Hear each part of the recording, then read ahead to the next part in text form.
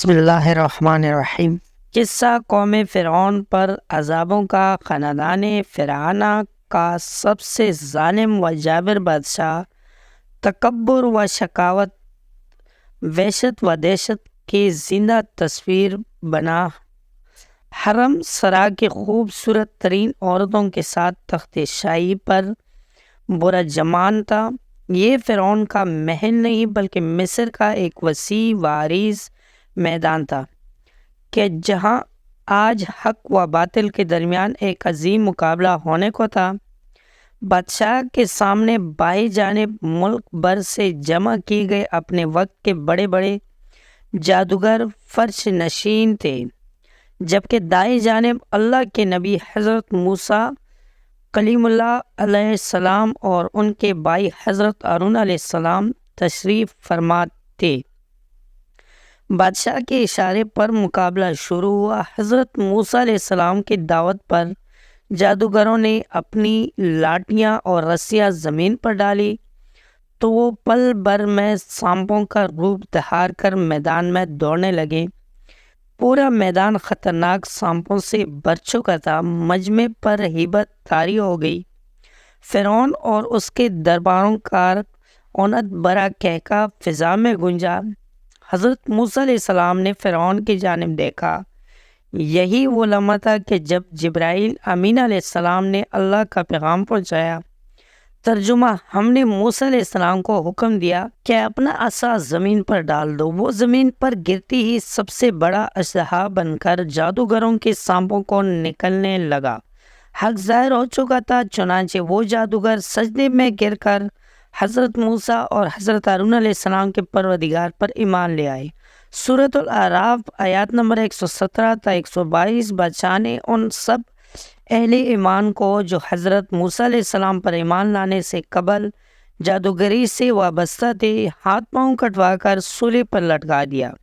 حضرت عبداللہ بن عباس اور حضرت عبید بن عمیر رضی اللہ تعالیٰ عنہ نے فرمایا کہ اللہ تعالیٰ کا کتنا بڑا کرشمہ ہے کہ دن شروع ہوا تو یہ کافر جادوگر تھے اور دن ڈلتی ہی اولیاء اللہ اور شہداء کے عظیم منصب پر فائز ہو گئی۔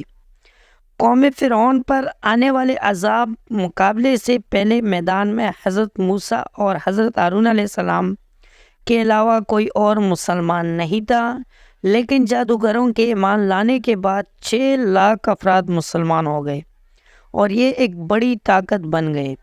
اس واقعہ کے بعد حضرت موسیٰ علیہ السلام 20 سال تک مصر میں رہے اور نہایت صبر و استقامت کے ساتھ تبلیغ دین کا کام کرتے رہے۔ اللہ تعالیٰ نے حضرت موسیٰ علیہ السلام کو 9 معجزات سے سرفراز فرمایا تھا۔ ارشاد باری تعالیٰ ہے، اور ہم نے موسیٰ کو 9 معجزے عطا فرمائے۔ سورۃ بنی اسرائیل آیات نمبر 101۔ ہونا تو یہ چاہیے تھا کہ ان معجزات کو دیکھ کر فرعون اور اس کی قوم راہ راست پر آ جاتے، لیکن روحانیت اور تکبر کے نشے میں چور فرعون اور اس کے ساتھیوں کے ظلم میں اضافہ ہوتا چلا گیا۔ اپنی قوم کے ذبح و حالی دیکھ کر حضرت موسیٰ علیہ السلام نے قوم سے فرمایا، اے میری قوم، تم فکر نہ کرو، اللہ تعالیٰ بہت جلد تمہارے دشمنوں کو ہلاک کر دے گا اور بجائے ان کے تمہیں اس سرزمین کا خلیفہ بنا دے گا۔ سورۃ الاعراف آیات نمبر 129۔ چنانچہ اللہ تعالیٰ نے اپنے نبی کے اس وعدے کے بعد قوم فرعون پر لگاتار 5 قسم کے عذاب نازل فرمائے۔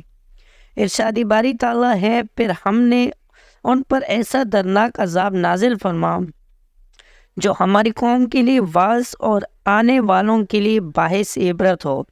اس مرتبہ اللہ نے ان پر شدید طوفان، باد و باران کا عذاب نازل فرمایا۔ اس خوفناک طوفان سے قوم فرعون کے گھر بار اور قید کلیاں تباہ و برباد ہو گئے، جبکہ حضرت موسیٰ علیہ السلام کے قوم کے مکانات اور زمینیں محفوظ رہے۔ اس طوفان سے گھبرا کر وہ لوگ حضرت موسیٰ علیہ السلام کی خدمت میں حاضر ہوئے اور التجا کی، اے موسیٰ علیہ السلام، آپ اپنے پروردگار سے دعا کیجیے کہ یہ عذاب ہم سے دور فرما دے۔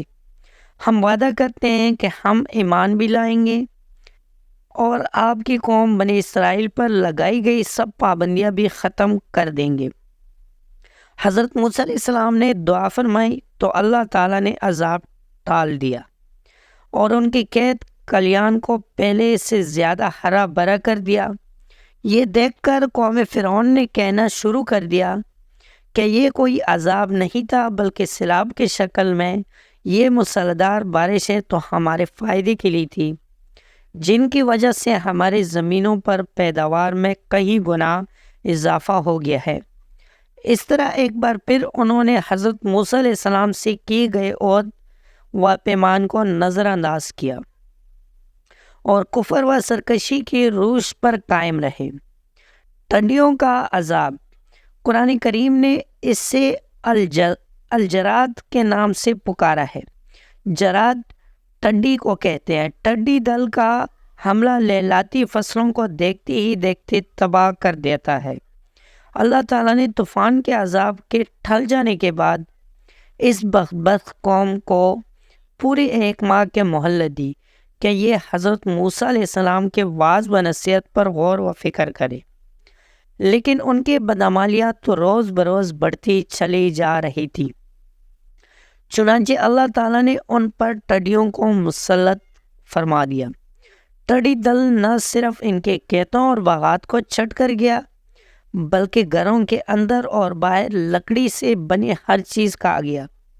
اس عذاب کے وقت حضرت موسیٰ علیہ السلام کا معجزہ ایک بار پھر سامنے تھا کہ اس ٹڈی دل نے صرف قبطیوں یعنی قوم فرعون کو تباہ و برباد کیا، جبکہ قوم موسیٰ علیہ السلام یعنی بنی اسرائیل کے مکانات، کھیت کھلیان اور باغات بالکل محفوظ رہے۔